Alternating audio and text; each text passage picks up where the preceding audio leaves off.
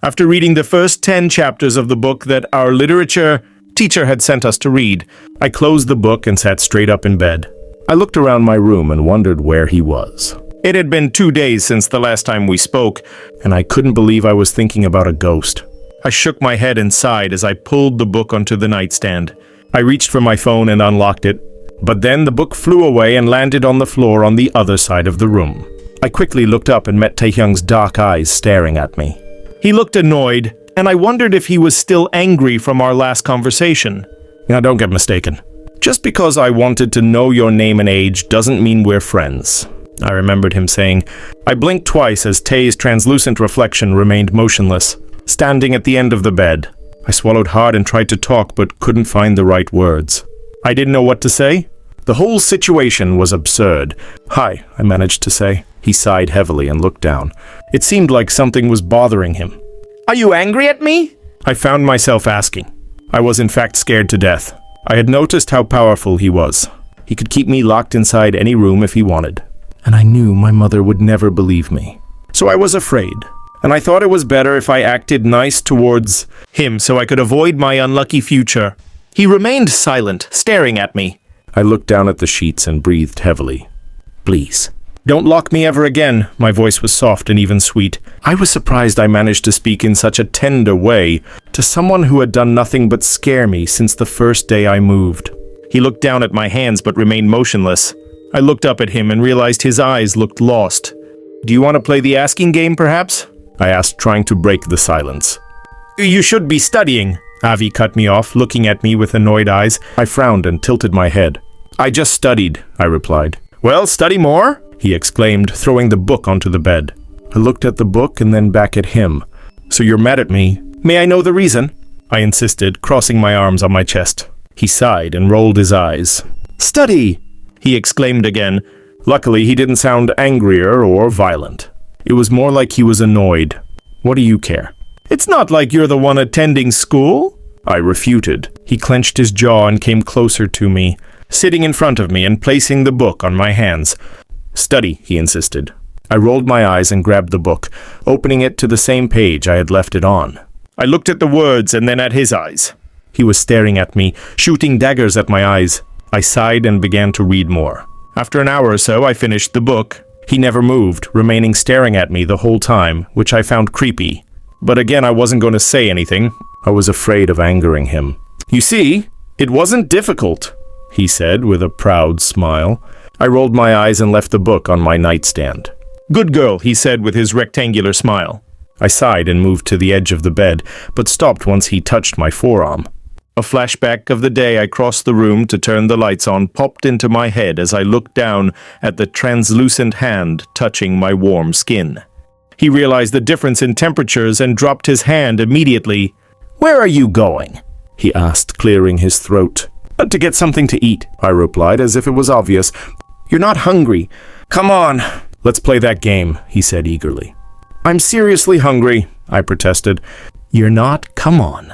I have the first question, he started, and I rolled my eyes, sitting straight again and facing him. What's the name of the guy that was outside the other day?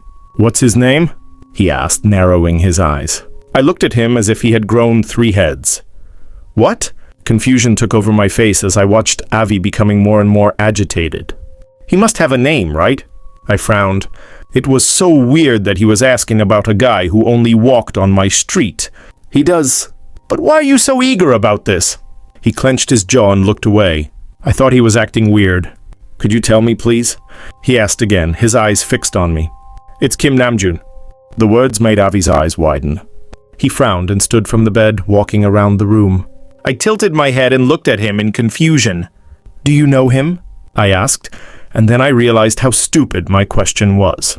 He was a ghost, and there was no way he could know him. He shook his head. No, do you have a question for me? He asked, blinking several times. His eyes looked sadder now. I sighed and nodded. Where do you go when you're not around? I asked, crossing my small arms on my chest. He remained staring at me, and it looked like he was really thinking about the answer. Just nowhere, he finally managed to say. My turn. When did you meet him? He asked, biting his lip. I rolled my eyes. If you're so interested in him, why don't you go to his house and creep him out? He widened his eyes and soon he appeared in front of me. "Stop playing with me and answer my questions, please," he said, his voice tender. I looked at him shocked and then looked away. "Monday at school," I replied. "Come on, ask something," he said eagerly. I looked at him and immediately knew he had his next question prepared already, but I decided it was enough. I actually don't have more questions, so I'm going to eat something, I said as I stood up from the bed and walked toward the door. But the door was violently shut in front of my eyes. I widened my eyes and turned around to find him staring at me with a clenched jaw. "Ask," his demanding voice sent shivers down my spine. I sighed and rushed to speak. "Is that your real hair color?" I asked, the first thing that popped into my mind. He frowned and leaned back, looking at me confused. "Seriously? Is that your question?" I nodded, acknowledging it was an odd question. "I can't remember," he said, shaking his head and walking back to the bed. I remained next to the door, looking at him uneasily. "This Kim Namjoon guy? Did he by any chance offer to walk you home?" he asked, looking now at me. In some way, his eyes looked innocent right now. I wondered how he managed to look this innocent and form 5 seconds later like an angry demon. I swallowed hard. No, he just offered to walk me to the subway station. But then we got off on the same one and realized we lived in the same street. He opened his eyes widely and stood from the bed, walking quickly towards me. "So he lives in this same street?" I narrowed my eyes. "It's my turn first," I reminded him. Avi rolled his eyes and nodded. "Fine, ask. Why don't you remember anything?" I asked, looking into his eyes. I noticed how his careless expression changed into a worried one. "Don't you have an easier question? Like what is my favorite color or something like that?" he asked. "Answer," I said in the same demanding tone he used. He sighed and shook his head. "I have no idea," he simply said, looking away.